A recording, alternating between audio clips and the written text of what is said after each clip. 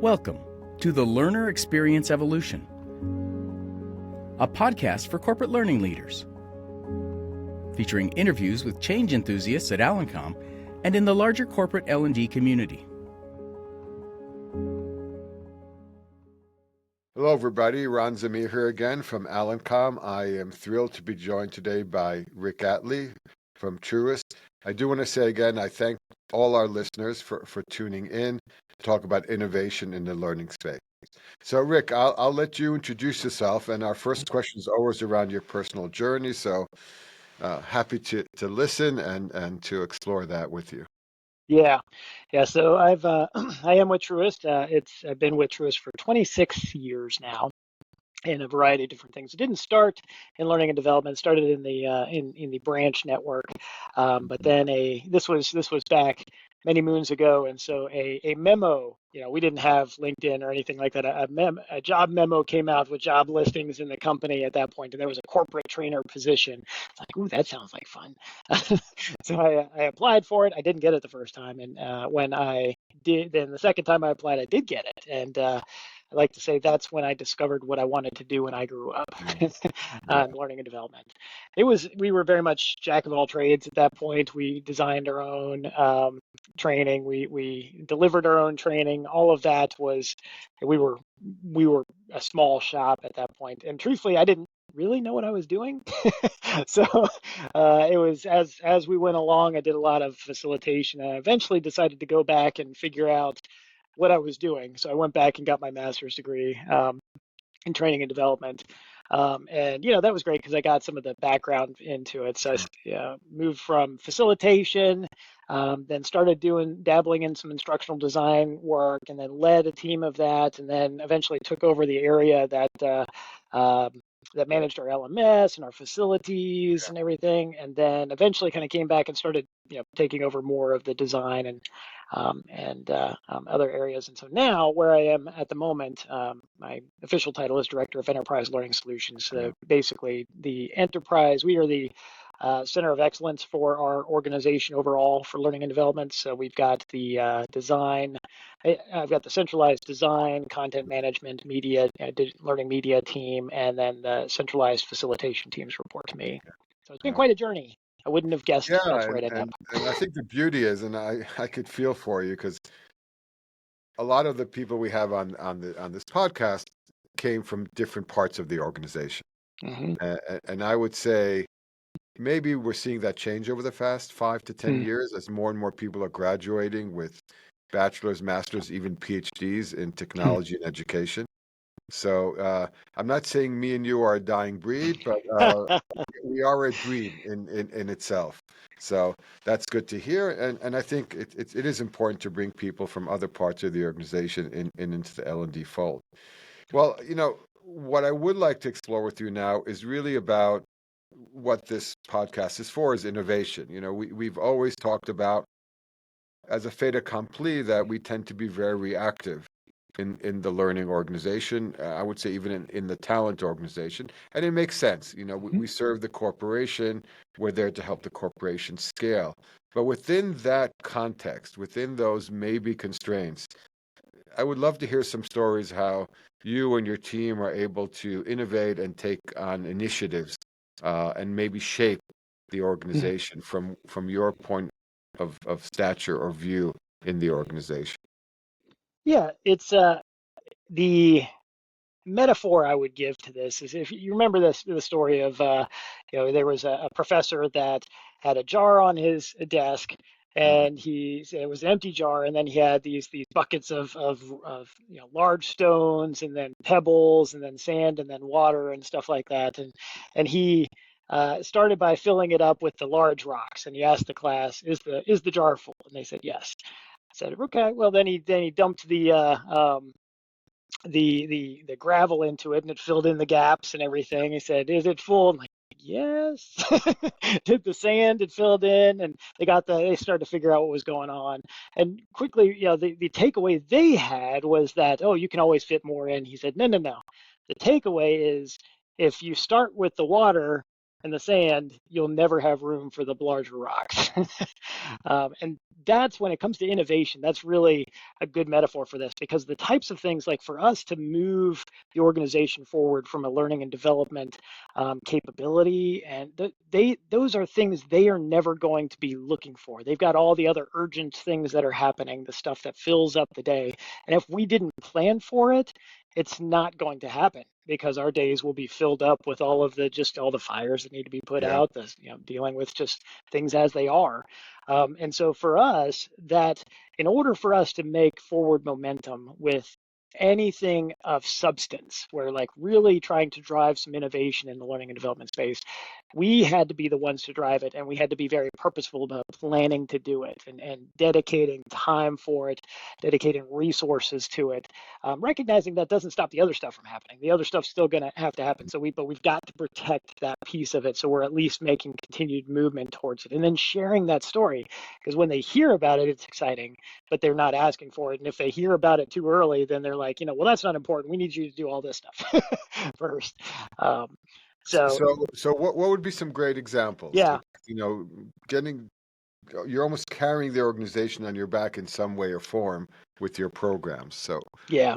share with Yeah, I us. mean, some of it is just is as simple as the one of the mistakes I made at earlier in I guess a number of years ago, was that when we were trying to look at doing innovation, we were trying to innovate with the new projects that were coming in. Mm, And the problem with that was, as my team was engaged to participate in new projects, we would say, hey, we should try this. We should try this new thing or this new approach to it. Maybe it was, I mean, now we're well past that now, but maybe it was, remote learning. Now yeah, this is, we're way into that yeah, now. Maybe we should try that now and see what that looks like. And when you're doing something with a new initiative, the stakeholders have a lot of fear, and understandably of concern about failing. And when you're innovating, there is room for failure yeah, in there. And that's so, yeah. And so what I learned is, oh, we can't do this with those with those new projects.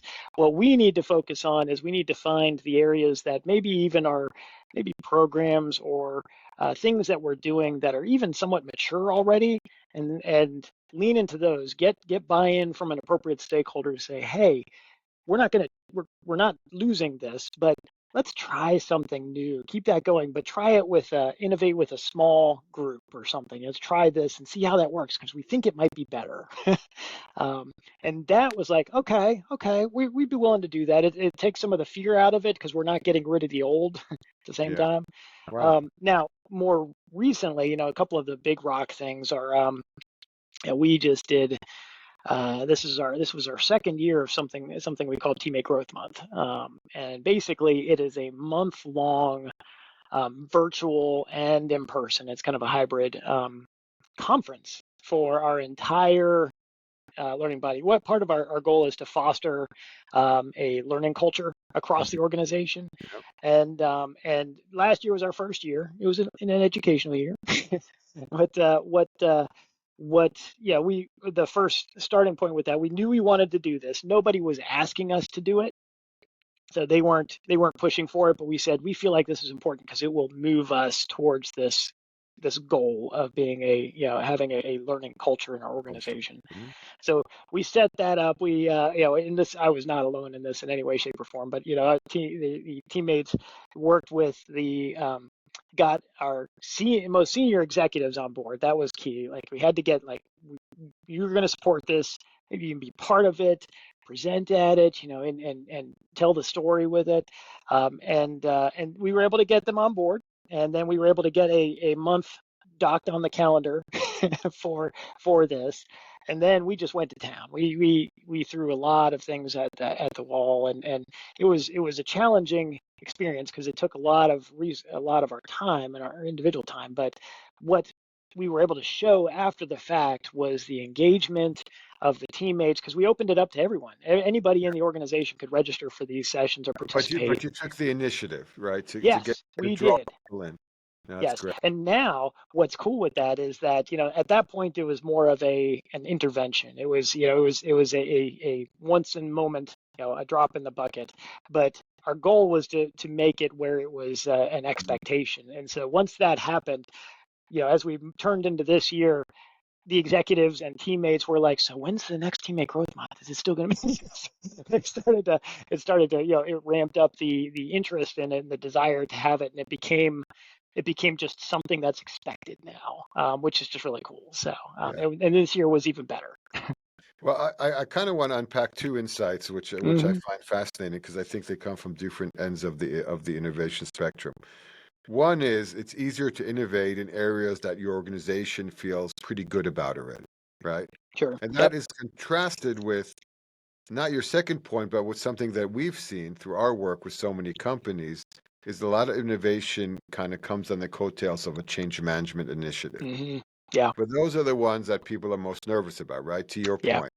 Yep. And I think a lot about how we see companies innovate currently in their call centers, and we'll get into AI because it connects to this. But Mm-hmm. these are usually pretty standard, pretty established operations that companies Yep. have. They're highly regulated. From what you say, the disclaimers, they're highly distributed to different, off outside of the U.S. operations for call centers and stuff. And we're seeing innovation there because there the management is pretty solid. The metrics are in place, Mm-hmm. response time, escalation percentages, time on call and all that. And we're seeing a lot of L&D teams kind of do what you just said, but I liked how you brought it up. They're innovating there because the partnership is pretty solid and stable. Stable. There's not a Yeah. concern you're going to go in and blow something up. But That's then right. you have the other side of the spectrum, which you're saying, innovation comes from building expectations, right? That don't exist. And that takes a lot of guts. Mm-hmm. Yeah. And it takes a lot of upper level management to give you that freedom. How much is freedom by the levels that manage you or that allocate funds to you? How important is that to your ability to innovate? I'd say very important. I mean, we can try to innovate within what we've got, and in some cases, we'll keep things small so that it's not a huge drain. And so, what we might do is come forward with, hey, we think this is going to be beneficial. We'll ask for the Mm, smaller amount to sure. test it out and pilot it and test it. And that's a little bit more palatable sometimes than, we want $5 million to do something that we Yeah, well, can't prove to you that's a that will big work. ask. Yeah. But we feel good about it. um, so yeah, so I'd say getting buy-in is essential there with the right leadership. And I know we're going to come back around to AI, but that's very much what we're running into with the AI implementation for us as well. Generative AI in particular, same type of thing. Starting at the top and getting that buy-in and helping them understand it Sure. before we take it down. Yeah. Well, before I move to the next question, we're going to talk about AI in the next segment. Hmm. Talk a bit about, I call it managing up. What are some of the best practices you've adopted to help you deal with managing, your managers in a way that gives you that leeway to lead and to innovate? Yeah. I would say I have a lot of good mentors even within my organization that have helped me learn to do this better. Hmm. Honestly, Ron, I'm not sure I was great at it for the longest time, and Yeah. I've still got opportunity to grow here as well. Um, with the things that I have found work, either that I have done or I've watched others be very successful with, are first of all, of course, bringing the data. Here's where we are. Here's what this looks like. It's data you can't argue with, Yeah. and sometimes I think what's funny is I think we make the mistake of thinking data has to be perfect in order to make the business case, and it oftentimes doesn't. It's No. they're not looking into the deep depths of it and everything, but if they see a trend and you can show them that's easier to get to, then that makes the case. Also, I'd say from my perspective, showing I have found, and one of the things I love about what you're doing, we've got the interacting with peers outside of our organization, Hmm. um, and seeing what they're doing, what they've experienced, what they've Yeah. been successful with, coming forward and saying, hey, this, I mean, keeping it not giving away any trade secrets or anything like that, but other organizations that we've talked to, this is what they're doing. They're seeing success here. That matters a lot. Yeah, and that gives you a lot of legitimacy, right? That's Yes. data in itself. Yeah. Hey, I was in a meeting, and what you're referring to, Rick, is our Learning Leader Connect, where Hmm. we bring in, executives in the learning and talent space to share ideas, concerns, and best practices. And we're members of that group. You don't have to lead it because again, the ideas flow between the people. You know, Okay. I would say if I Shameless plug for you. I found that one. I show up once a month, I'll plug that, That's right. and but there'll be others, and we can put in the show notes, as they say, we can put a link to that LLC page, whoever is interested or can send us questions. When I cross what you're saying and some of our previous guests, three things come up, and I wonder if you agree with them before we move on to the next thing. One is what you said. Data helps, even anecdotal data, even benchmarking data. The Yep. two we've heard a lot is trade-offs. It's a lot easier to manage up when you come with options. And the tip is usually your middle option is the one most people pick. That's statistically true. If you give people three options, they'll usually gravitate to the middle. It's a psychological experiment. But the key though is, I think that our people that we have to report to like that we come in and give them options. So Yes, that's the that is second so one. true. And the third one, which sometimes I think I have the hardest time uh, analyzing with people I talk to, but encouraging them to, is relationships. Yes, corporate structures can be rigid, corporate structures can be political, but there's no question that L&D and talent, there are people in the organization that depend on us. It's kind of that way you said about that program you're doing. And if we can build those relationships beyond that dependency, but focus them on, just commonality and friendship, it gives us a lot of space to be innovative and to manage. So, those are the three things that I found most common. Sure. The last thing you want to do is turtle out, go Yeah, into your shell, because that doesn't help anybody. And that's right. uh, I will say one last anecdote is sometimes the best time to ask is when they cut your budgets, because then Mm. they have a feeling, okay, I've taken this away. What can I give? And again, that's kind of that trade-off Yeah. element, like the choices I mentioned. Well, and one ad that again we didn't do well for a long time, but we've been getting a lot better on is Sure. managing up with that is to be telling the story all along the way. Yeah, We consistency of have the story. regular, yes, continuing. Excellent. Not again, they don't always ask for that, but if we are proactively telling the story about how things are going, what's happening, then that sets the stage. And I've told my team before, if we waited until we were asked, it's too late, because usually at that point they're asking because they want to cut at that point, or somebody wants Yeah. to try to cut. And again, you're fostering a proactive culture, which I think Hmm. is not as common as I wish it would be. Well, let's move on to our next question, because a lot of people just tune in for this, is AI. It's not just what is AI, because we all know what AI is, but how we're adopting AI, where the challenges are, where the opportunities are. If you can share a bit about the AI journey within your centralized COE, and how is that tying to the bigger organization that's Yeah. adopting? Well, I'll start by, maybe this will help some folks feel a little bit better about their situation, because, I know I go into conferences and go into, into various different things. I hear all about it and like, oh my gosh, we are so far behind. we are, we are behind it. Everybody's ahead of us, and if anybody's feeling that way, you may not be as far behind as you think. Yeah, Especially that's a compared great. to, yeah. Yeah, of course, I work for a heavily regulated, Yeah, large, super regional bank, and so we've been very slow. I mean, they're the larger organizations in our space, the truly national and global ones have definitely made a lot more forward progress. But among our peers, we've been very purposeful and trying to make sure we we are not going down the path of anything that could be dangerous for us. Again, bank.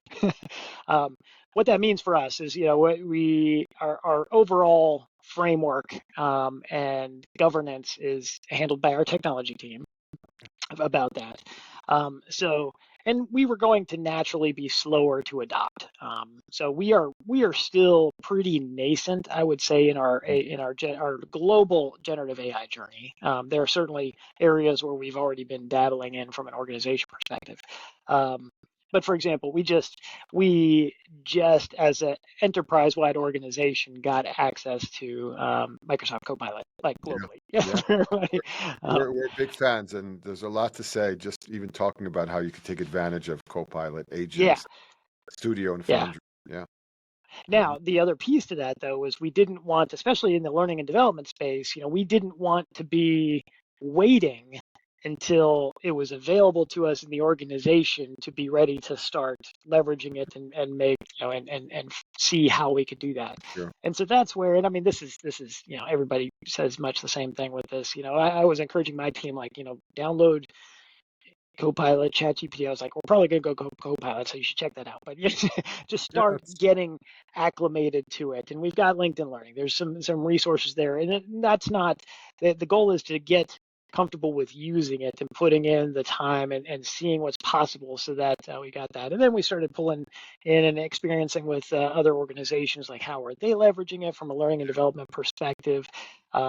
What capabilities are, from an AI perspective, already mature, like role play practice, which I would say is pretty mature at this point.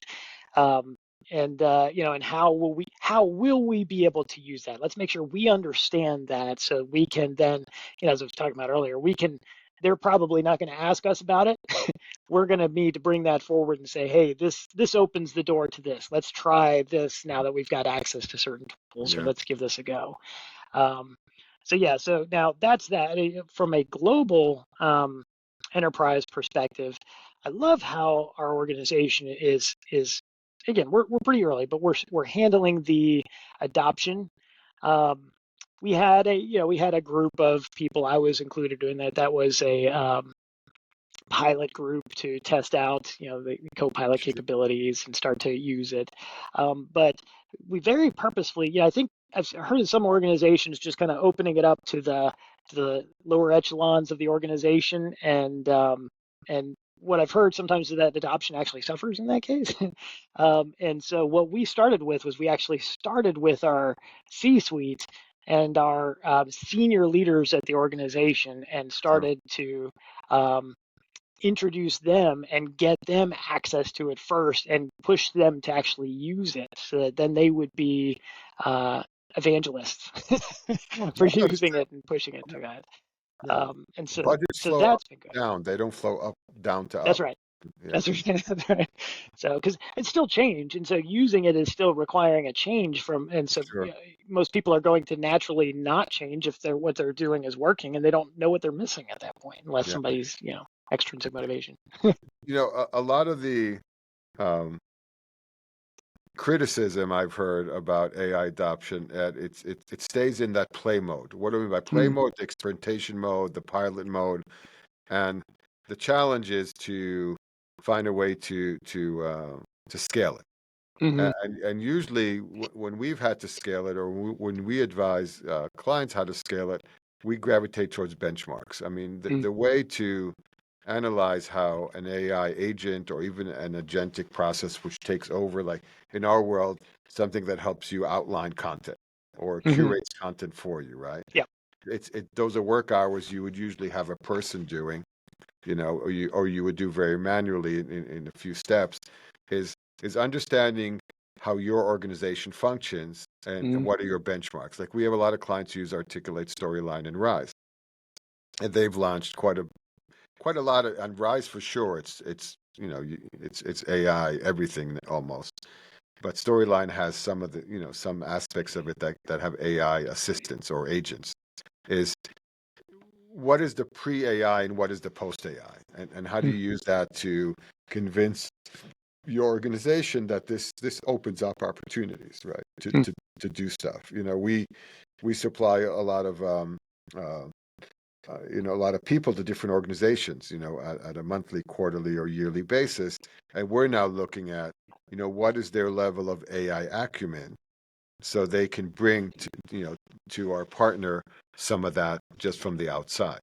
Have you guys benchmarked any part of your process yet to see how AI would transform or change it? So for the learning and development space, I can speak to that. I'm sure Yeah. that other Yeah, areas no, have no, too. that one's easy. But learning and development. So one of the, I mean, if you think about AI adoption, there's the in the learning and development space, there's the one of the lower hanging fruit is efficiency Yeah, in the design and development and using it to create more efficiency. And so yeah, the benchmarks that we've done is that we believe that the design and build of custom learning solutions, especially the earlier phases of that design process, we are expecting that will increase our speed by as up to 50% yeah, potentially. we're seeing that here. So the Yeah. outlining, the definition of learning objectives, maybe with Yep. some of the Even some early script, content writing, yeah, assessment some of this, writing, and yeah, stuff like that. for Yep. sure. On Yeah. assessments, we're seeing over, actually, I would say it's over 100%. It just So creating much faster. assessments. Yeah. Yeah. I mean, you get into how do you review it? How do you confirm that there's no issues with, Yeah, you yep. Still got to this? have a human in the mix to do Yeah. that. But Uh, that's where we did a. I had my team, a number of folks from my team attend an AI intensive, a generative AI intensive that a boot ATD camp. was doing. Yeah. Yeah, it was like a boot camp kind of thing. And I mean, it wasn't capabilities that we had, so we kind of did it all, through our own personal computers and stuff like Yeah. that. But it was, I mean, we were even building agents, which is not something we're going to be able to easily do within our Yeah. organization. But to see what was possible through that was eye-opening for my team, and got them really excited about what was going to be possible. And it became less about the fear that, oh, it's going to take my job, because what they saw through that too is that um, the most impressive outcomes from those AI tools were when it was partnered with an expert that knew what they were looking to get out Yeah. of it. And so, you had somebody that went from basically nothing to a 2 minute, almost video. It wasn't perfect, but a video, and showed the process of the script, the character creation, the script writing, Yeah. the outline, the script writing, and then the video creation. But the reason he was able to do that, and he did it within an hour, he could only do that because he knew what he was going for, and he could prompt it well, and you could see that, and he knew what was good. Yeah. The generative AI tool did not, and so Yeah. it And was going to and be and limited. and I think that brings up a good point. The only way to really use AI, affirm it, review it, optimize it, is by Yeah, somebody who knows the craft of what the yeah, AI engine is doing. Doesn't mean we won't get to a future where, yeah, and by the way, just for our viewers and listeners, we use the word agent a lot. We found here at Alencom, as we create multiple agents for every aspect of our design production cycle, is that it's really about creating the structured query and how you want the results served back up to you. So these become tool yeah. sets just like you would have when you created a macro in Excel. And that to me is the easiest way to explain it, Yeah, to really impact some of the fear and anxiety. Well, this guy's now going to do the scripting for me. No, he's a tool for you to script better and faster. yep, And then you're going to be fine tuning that script and using AI to fine tune it sometimes as a way for you to now create 5 versions of that script for different audiences. So now we're getting into personalization. So we're gonna see a lot of that. Um, are you guys using any AI simulation tools for conversation simulations yet? so not yet. We are moving in that direction, but it's a Okay. process for us. I've talked to some, even over the last couple of years, because again, that is one AI capability that feels pretty mature for, there's a lot of services that are providing it, and Yeah. some better than others, obviously, but it's pretty mature. And so the ones that I've talked to have seen a lot of value in that Yeah. capability. Okay. So I'm really excited about it. Well, let's move to the last segment, which I really like, is really about, okay, and you're a poster child, Rick. You've been doing this for so long. So now think of that guy that got that first rejection from applying to the job, and now he persisted and got that second approval. What would you tell him now that that would, help him thrive and grow in Yeah. in your job? Yeah, it took me far too long to learn this, but what I would tell him is do not rely on your employer to direct your development. Do not rely on your employer to direct your development, your personal growth and development. Mm. For the longest time, I was stuck in the learning and development knowledge and experience I had to the organization I was in because I was just looking for the organization to provide that for me. And it was probably 7, 8 years ago that I finally had, there was a moment in time where I realized that I don't think my knowledge and skills are up to snuff with people in the industry outside and my space, and I need to be able to do that. So, I basically changed from a asking permission to I'm going to take control of my own growth and development, and I'll say this is what I'm doing, and I'd love for company to support me, but I'm doing this anyway, so you can support me or not. And thankfully, I work for an organization that supports growth and Yeah. development, and so that's not been a hard push. But taking responsibility for my own growth and development has been essential because that's not only opened my network and my own knowledge and skills, but that's even improved my career inside the organization for some of the reasons we've talked about already. So yeah, that's what I'd tell that younger me who took far too long to figure that out. Well, I think that's really sound advice, and I hope that people, leave this whole session we've just had with you with that ringing in their ears. Take responsibility. So, with that, I will thank you immensely, Rick. Um, you've been a good partner for Alencom. Hopefully, we've been a good partner to you. But more importantly, it's good to have you as a peer and see how we're both developing in this pretty amazing industry. So, Thanks. This was fun. okay. Okay, we'll sign off now and hope you join us in our next podcast. That's good.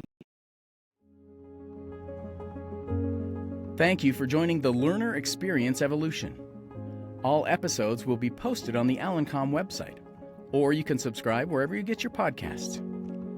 Please reach out to info@alencom.com with any requests or questions.